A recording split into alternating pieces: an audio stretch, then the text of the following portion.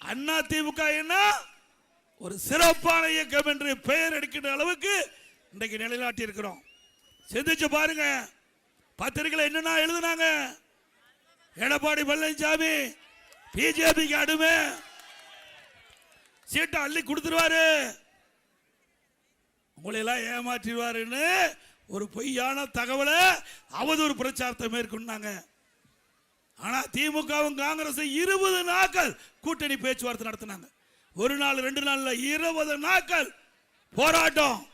திமுக காரர் காங்கிரஸ் பத்தி பேசுறாங்க, காங்கிரஸ்காரர் திமுக பத்தி பேசுறாங்க. இப்படி ஒருவருக்கு ஒருவர் மாறி மாறி பேசி பேசி பத்திரிகையிலையும் ஊடகத்தில் இந்த செய்தி தான். ஒரு காலகட்டத்தில் காங்கிரஸ் திமுக விலகி விடுவோம் என்ற நிலைக்கு கூட பத்திரிகை செய்தி வந்தது. அண்ணா திமுக அப்படி இல்ல. நாம நம்முடைய கூட்டணி கட்சி தலைவர் அண்ணா திமுக தலைமை அலுவலகத்துக்கு வந்தாங்க.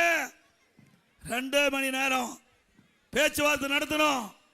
பேச்சுவார்த்தை உடன்பாடு ஏற்பட்டது.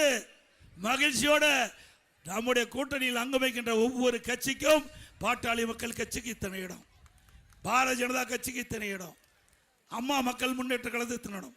2 மணி நேரத்தில் நிருபர்களை அழைத்து கூட்டணி பேச்சுவார்த்தை முடிந்து கூட்டணி உடன்படிக்கை ஏற்பட்டு அறிவித்த ஒரே கட்சி அண்ணா திமுக கட்சி.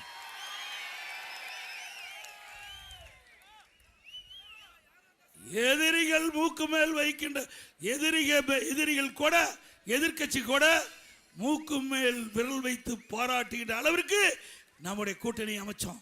நம்முடைய கூட்டணி இயற்கையான கூட்டணி. திமுக அப்படியே இருக்குது.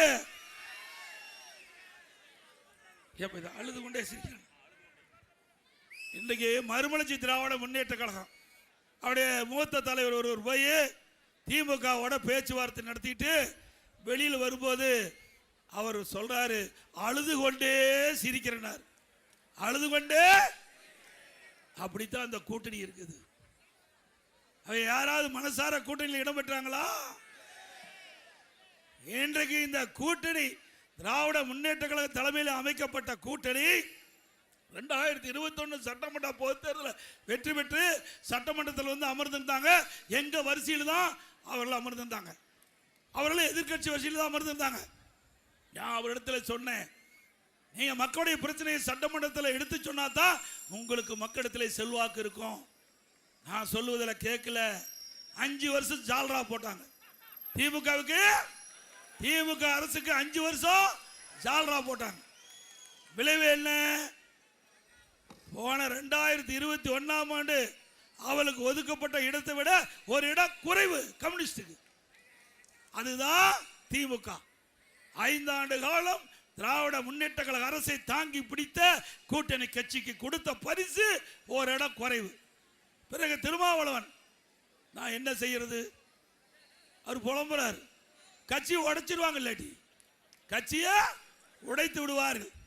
அவர் என்ன சொன்னார், என்னென்னமோ எதிர்பார்த்தோம், கடைசி வரைக்கும் பேச்சுவார்த்தை இறுதியில் அறிவிச்ச காலத்தினாலதான் தகுந்த வேட்பாளரை நிறுத்த முடியல. இன்னொன்று, காட்டு மன்னார் கோயில்ல ஒரு வேட்பாளர் அறிவிச்சுட்டாங்க. அவர் என்னங்கிறாரு, நான் காங்கிரஸ் கட்சிக்காரங்கிறார். யாரு? இன்னைக்கு விடுதலை சிறுத்தையின் சார்பாக நிறுத்தப்படுகின்ற வேட்பாளர் அவர் காங்கிரஸ் கட்சிக்கிறார். இப்படியெல்லாம் குழப்பம் திராவிட முன்னேற்ற கழக தலைமையிலே அமைக்கப்பட்ட கூட்டணியில நிலவி கொண்டிருக்குது. அண்ணா திமுக அப்படி அல்ல, ஜெட் வேகத்தில் போயிட்டு இருக்குது.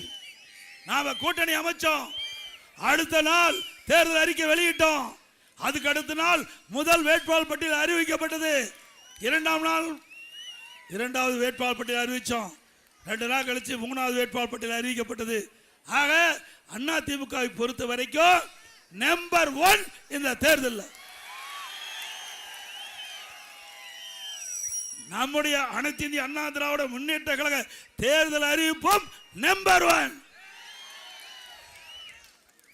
அப்படி எல்லாவற்றிலையுமே உன்னிப்பா கவனித்து நிதானமாக மக்கள் என்ன எண்ணுகிறார்கள், தொண்டர்கள் என்ன எண்ணுகிறார்கள், அதன் அடிப்படையில் அதிமுக பிரம்மாண்டமாக இன்றைக்கு சிறப்பாக செயல்பட்டுகின்ற இயக்கம் அண்ணா திமுக இயக்கம்.